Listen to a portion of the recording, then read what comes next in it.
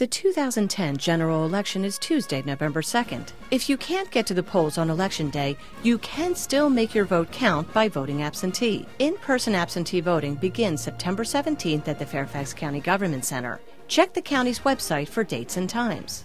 Beginning October 18th, you may also vote in-person absentee at one of the 7 governmental centers. The deadline to vote in-person absentee is Saturday, October 30th at 5 p.m. You must apply to vote absentee. For in-person absentee voting, you may apply and vote at the same time.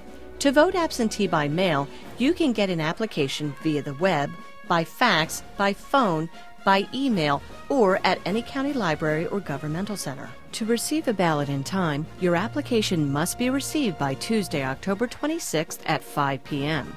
Your absentee ballot must be received at the Office of Elections by 7 p.m. on Election Day. To find out more, call 703-222-0776.